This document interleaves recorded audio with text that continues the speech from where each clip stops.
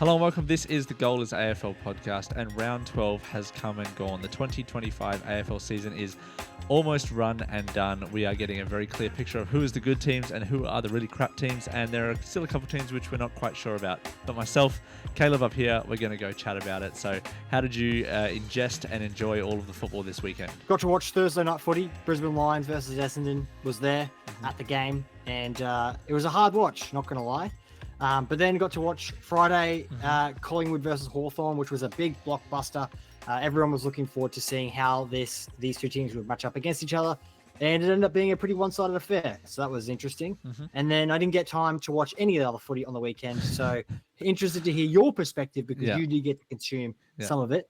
And there's a few results in there, like the Gold Coast game, which is pretty surprising, not going to lie, considering how good Gold Coast have been this season. The Dockers getting up. Yeah, that was a great first take of that, Caleb. We'll start off with our first game of the round, which, as the AFL mentioned, Brisbane Lions versus the Essendon Bombers. The Lions sputtering, slippering, stuttering to the finish line of this game. As you can see by the worm, we had a fair lead, and when I say we, because we're both Lions fans, good lead, and then just whittled away, shades of the game against the Demons, and then just finally kind of kicked away at the last moment and won by 18 points, which is not a margin that I was happy with.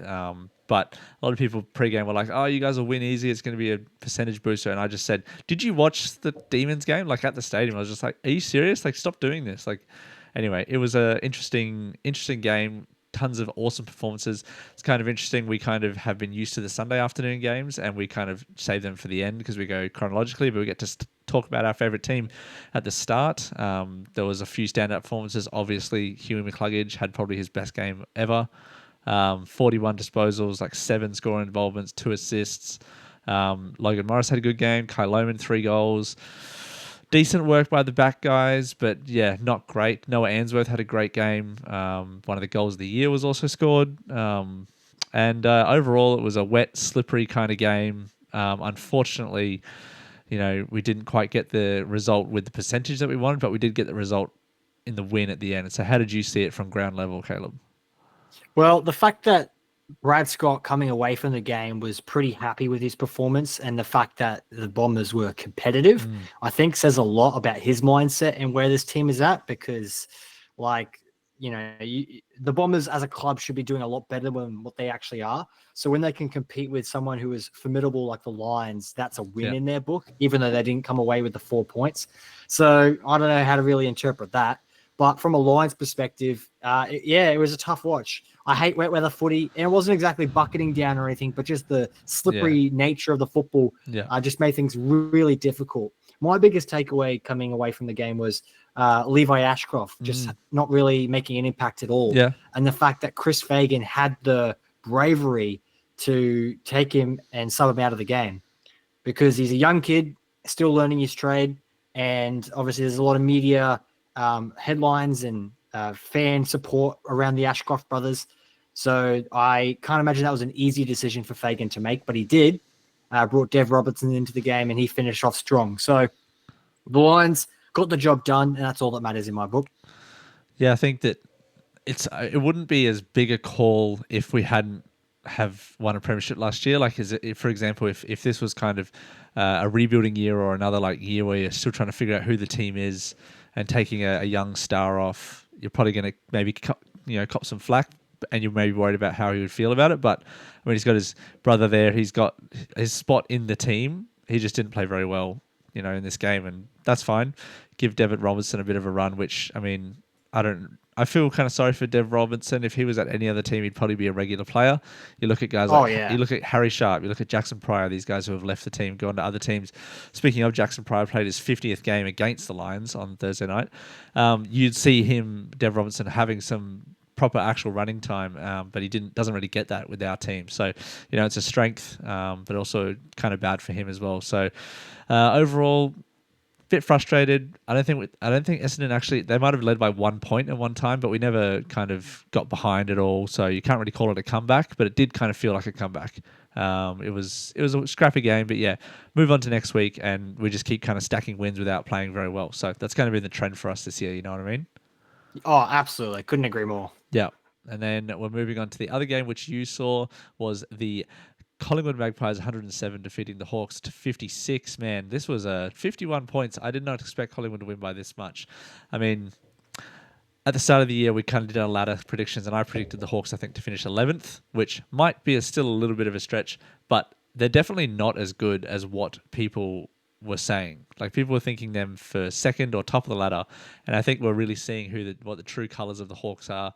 I think they've lost 3 in a row now, maybe 4 out of their last 5. Like, they've had the fair amount of slip-ups and not looked very good in many games now, and they're showing their youth. And I just think that's kind of normal, and people were kind of hyping them up to be more than what they were. What did you think? Yeah, no, I was surprised by this one. I thought it would be a lot closer than it was. The fact that Collingwood had like 8 players come back into the team, all of their stars, Pendlebury, Sidebottom, Bobby Hill, it just makes them so much more formidable.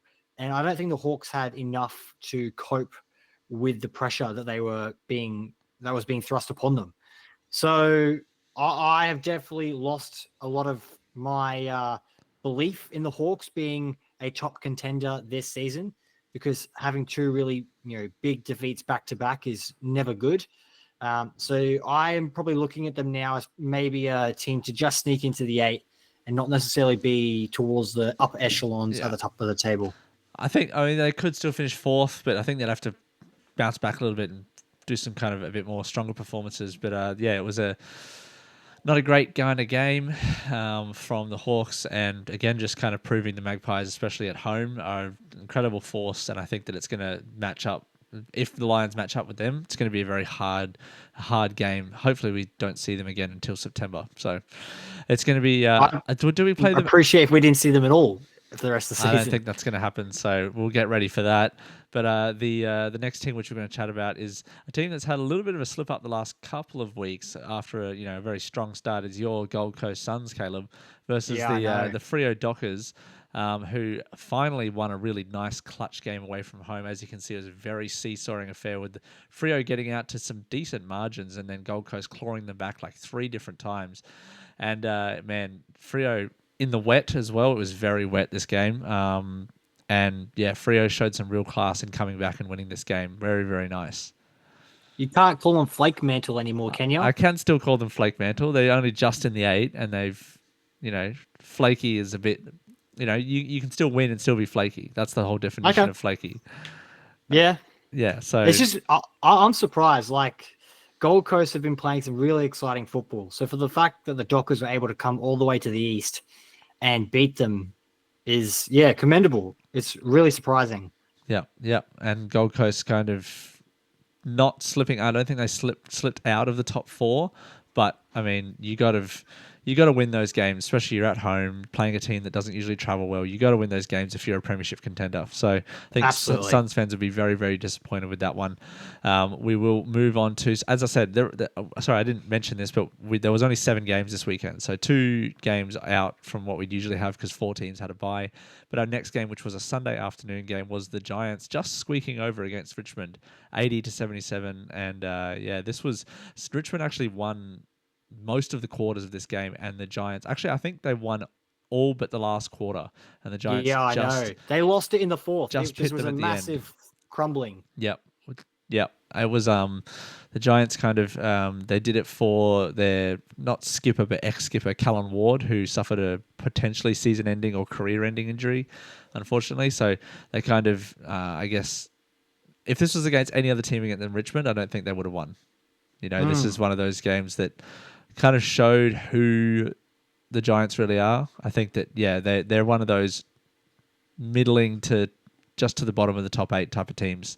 A little bit of class to get over the poor teams, but not quite good enough to put them away. So, it is what it is. Did you have any other thoughts before on this game?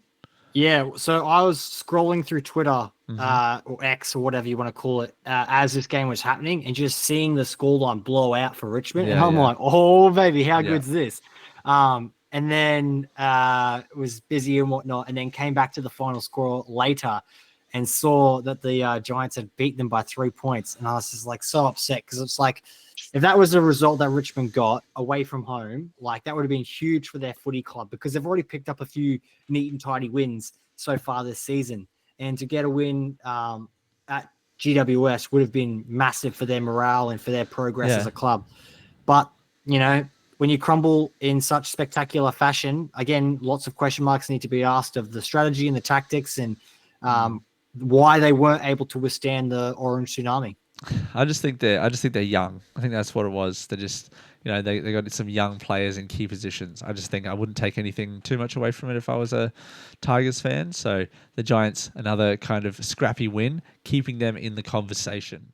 Our next game, which was a lone Sunday night game, was an absolute shellacking, a toweling from the Adelaide Crows, who the Lions play next week in a classic Friday night matchup. They played the Sydney Swans, who were actually celebrating their, I think, 20th anniversary of the grand final win, 2005 grand final. And yeah, not a great way to celebrate because they got beaten by almost 100 points at home. Oh man, it would have been a terrible feeling in that stadium. And the Crows, I think this says more about how bad Sydney are than how good the Crows are. I think we'll see that next week. But the Crows are good. But I'm just saying that against Sydney, this is pretty standard. I feel for how their season's going. How did you think it went?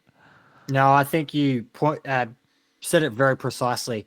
I'm shocked at how poor they've been. To go from a grand final loss and then fall off this drastically is just quite unfathomable. Mm-hmm.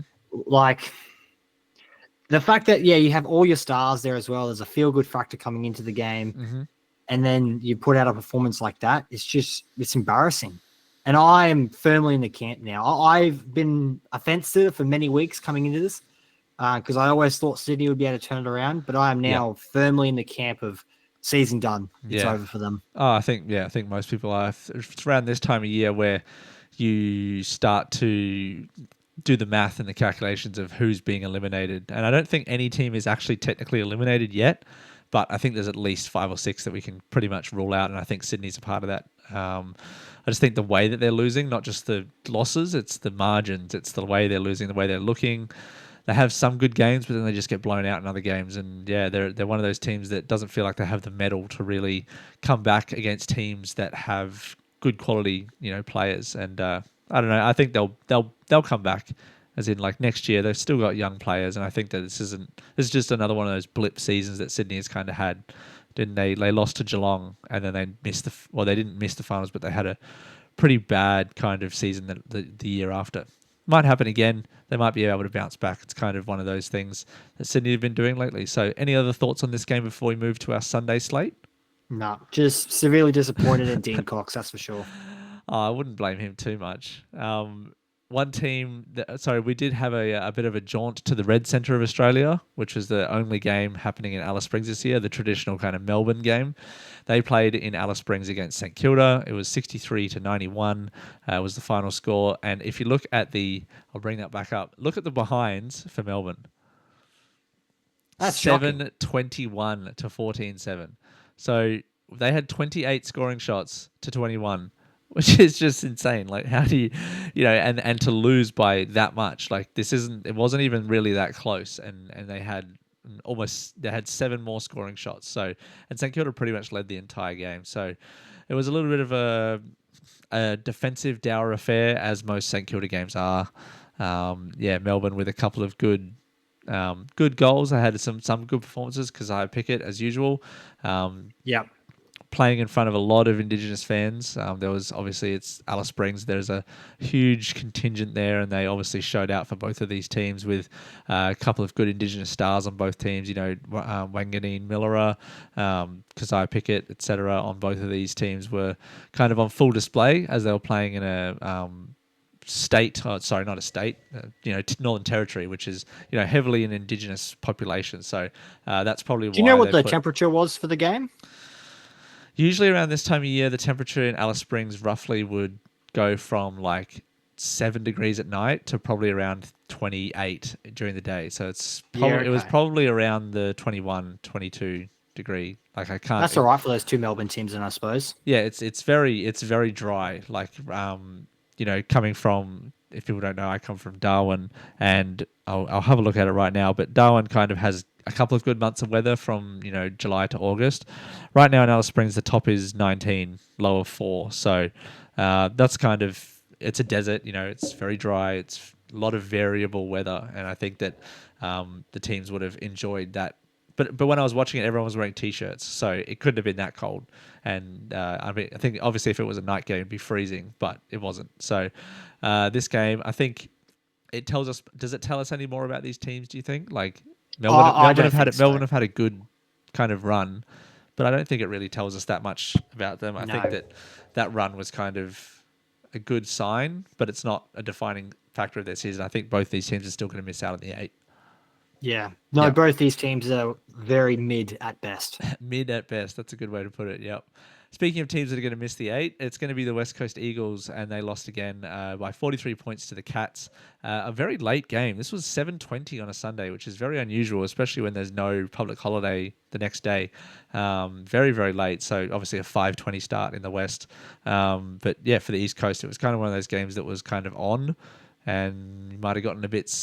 I don't know what you do on your Sunday nights, Caleb, but you were probably watching the Champions League highlights, I'd say, because it was the Champions League was that morning, right? Sunday morning. Yeah, no, I did watch that. Yeah. Yeah. That So, was good fun. but Geelong, man, they pretty much dominated this entire game. Like you can see this graph they had. The scoreline doesn't really reflect how kind of good Geelong were in this game and how not bad West Coast were, but they were just a little bit they've just been like they have been all season. Just kind of when they need to make that good pass, they need to make that good kick, take that crucial mark, they just don't do it. It's one of those things that I think's defined their season, and it's one of those things that you can make the right pass 90% of the time, but then that 10% of the time that they don't make it, it just ruins everything. So, like you're doing a handball chain and they just get down to the crucial point and they screw it up. And that's kind of what the good teams don't do. So obviously West Coast, not a good team, only one win on the year. They did have some cool uniforms though. Bit of a throwback. Yeah, what was with the black? I didn't know what that was all. Black and yellow is like the state colours of Western Australia. So it was like a state pride thing. So yeah, that was what the deal was. Well, it looked very Richmond. I tell you what, like it looked a bit odd, but that's kind of what it was doing. So obviously, if you know any of like the Western Australian cricket teams or anything, they have like yellow and black as their state colours. So that's kind of where it come from. Be kind of like, but Brisbane wear maroon, obviously, which is the kind of the state colour of Queensland. They wear maroon all the time. But yeah, that was a game that happened in 2025 round 12. So I think that there was some good games. There was a couple, the GWS game, for a neutral or a Essendon fan, probably the Thursday night game was a good game, but for us it wasn't exactly a good game. But yeah, a few stinkers and a couple of good ones. But that kind of leaves us with the ladder looking like this. You have Collingwood on top, Brisbane Lions on second, 2 points behind them, and then a little bit of a gap. Obviously, you've got Gold Coast there on 11 games, so one game behind everyone else. But you've got 6 points between the Crows and Gold Coast there. Crows, Gold Coast, Geelong, 6 points between them to the Lions. Although the Lions play the Crows this week, which is going to be a cracking game. And then Geelong also play Gold Coast, which is actually pretty rare. So you've got 2v3 and 4v5 this week. And then you've got Hawthorn, GWS, and Freo. So GWS moving up, Freo moving up as well into the 8. I think it's the first time that we've had a team move into the 8 for a while, don't you think? Like it's been not much change. And what do you see from that top 8 now? Well, it's just weird because the narrative around some of these teams has been so different, and yet they're on similar points. Yeah. So Hawthorn, in my book, have had a good season, and Fremantle, in my opinion, have had a bad season, and yet they're both on 28 points. So it's just weird how these things sort of transpire and the expectations around the club and the fan base and how that trickles into the media and how it all affects these teams' performances. But, the only statistic that matters is the points. And if you're in the 8 at the end of September or towards the beginning of September, that's what gives you a chance to play for the cup. So Fremantle, that's where they want to be. They're going to have to maintain this form, and no better team to do that against than North Melbourne. For me, I think that the thing that stands out is Adelaide. They're in third. Obviously, only there because of their percentage, but that really does matter. And I think that's something the Lions might be a little bit annoyed with, that their percentage is only sitting above 7. They've got the second. They've got the fourth best percentage in that top 8 when they're sitting in second spot. So they're not exactly kicking a lot of goals and winning by large margins. So, we are winning, but it's not great, which kind of might hurt them if they're sitting in that 2 or 3 spot and you might or might not get a home final. So the other one that stands out to me, not having the Bulldogs in there. And you're saying about narratives, the Bulldogs are like a team that everyone's been like, oh, they've had a great year, and they're not even in the 8. They have, yeah. It's so it's weird. a lot of it's like the media narrative, but that kind of leads us to the bottom 10, which you can kind of start writing teams off, as we said before. You got Western Bulldogs and Essendon there at 24 points. Essendon and Western Bulldogs still now at 11 games. So because we had 4 buys, 4 teams on a buy, sorry. You got St Kilda there, Melbourne and Carlton, which I think that's kind of Bulldogs, Essendon, Freo, GWS, St Kilda vibe is kind of where those teams are going to be fighting for the top 8, like the 7 and 8 spot. I think anyone below them, St Swans, Port Adelaide, Richmond, North Melbourne, obviously, are not going to be any sort of sniff. So anything that stands out to you in that kind of bottom 10 there? Don't write Besides off the Carlton, Bombers just yet. They've still got a chance. Yep. I think the Bombers do have a chance. But even if they make the finals, I don't see them winning one. So that streak of not winning a final in however many days it's been, thousands of days, I don't think that's going to happen anytime soon. But yeah, I love seeing, especially in this first one, that you can see 2v3 and 4v5. I remember saying last week that we haven't had many top teams play each other. That's starting to come back around, where you're going to have some of the Lions playing the Hawks, Lions and Crows and Gold Coast and Geelong and all that. It's going to be a bunch of cracking games. And to kick us off is the Bulldogs versus someone. I probably should have researched this before we jumped on.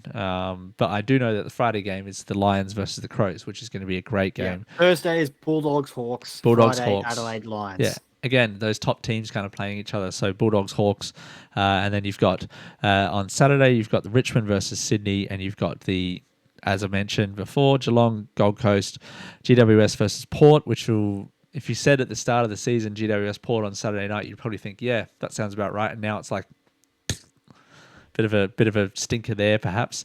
And then you got the battle for the spoon. Sorry, it'd be spoon bowl, dyslexic, whatever. And North Melbourne versus West Coast Eagles, and then you got Carlton versus Essendon on prime time on Sunday night, and then Monday the 9th of June, which is the King's birthday, I believe, game. You got Melbourne versus Collingwood. So a few marquee games, and again, what's the bowl made out of, Harry? It's a wooden spoon. What's the bowl made out of? Yeah, wooden bowl, wooden spoon. Okay. In America, they have bowls where they they're the Super Bowl, the Orange Bowl, the Cotton Bowl, all those sort of things. I don't know where that term came from, but the bowl is something that you kind of play for as an American sports fan. But yeah, that is round 12 of the AFL, and this is the Goalers AFL. Caleb, do you have any sort of sign-off words before we go about our week and get ready for a 5-day slate of AFL football? Indeed. 2 last things I'll say. We were talking about Hugh McCluggage earlier and giving him his flowers about how good he played with 41 disposals. Bailey Smith for the Cats also racked up 38 disposals with 834 meters gained, sorry. that would be insane. 834 meters gained. So he played awesome. Max Holmes as well, 27 disposals, racking up heaps for the Cats. So they played really good. I wanted to give a shout out to those 2 guys. And then also the AFL women's season, the fixture has been announced for that. And the big headline that came away from it was no double headers, no women's and men's games being connected. And they have no fixtures hosted at the major stadiums, that being the Gabba, SCG, Adelaide Oval, Optus, or MCG/Marvel. So none of the major stadiums are hosting any women's AFL. So what do you think about that? Well, I think it's disappointing. I would like to see the women's game have more of a tie-in with the men's, especially because they have decided, in my opinion, wrongly, to have it at the end of the season. I feel like when the men's season's coming to an end, it's like everyone's kind of like done with footy, and we're building to a crescendo, finals footy, and then the women's is still on. Like it just feels like an afterthought. Whereas I feel like it'd be better for their comp to open the men's, or alternatively be more connected with being a curtain raiser or having games on the same day at the same venues. That way you can sort of build more of an appeal for casual fans to jump on board and tune into the women's games before the men's. As it is right now, it just seems like there's like, I don't know, they just don't seem to be doing anything too crazy with it, playing it safe, which is fine. There's nothing wrong with that. But I just thought that was a big thing that everyone was talking about with regards to the women's season coming up. Yeah. And the AFL didn't deliver anything. So it is what it is. Well, I think whenever they play, whether it be before the season or after the season, they're going to be playing in the hotter weather, which I think that they don't like. They don't like that fact. But, I mean, I can understand that. I don't want to play football in January, like AFL in January. It's too hot. And plus the grounds are often being used for cricket. So, it's a little bit of a double-edged sword. I think after the season is kind of better. But I think an in-season could also work, although a lot of those grounds are also being used for AFL. I don't know. It's tough. I like the NRLW. They play doubleheaders where they play before the men's games. Not every game, but some games. And I think that that's a good way to kind of keep people interested and also get more. I mean, the stadiums like it because they get used more. The ground doesn't get that torn up by two games, especially like a women's game, which is obviously less time than a men's game. I don't know. I see them wanting to have their independence, but also I just think that you can use kind of the men's platform a bit better. I don't know. I kind of see both sides, but I also would like to see them playing it like the MCG, even though the optics of an MCG with a 5,000 attendance would be pretty bad. But if it's just before a regular game, it'd fill up, especially by the end of the game. And that's my whole point. Yeah. I think, if you have a game at the MCG and it's like, I don't know, Melbourne versus Adelaide before the Melbourne versus Adelaide men's game, I just think like that's a bigger draw. So I don't know. I think it's a bit disappointing. Interesting. Well, we'll kind of wait and see whether or not we cover any of the AFLW. But right now we're focused on the AFL. Round 12 is finished. We're ready for round 13. Thank you so much to everybody for watching. Thank you so much, Caleb. Have a good day.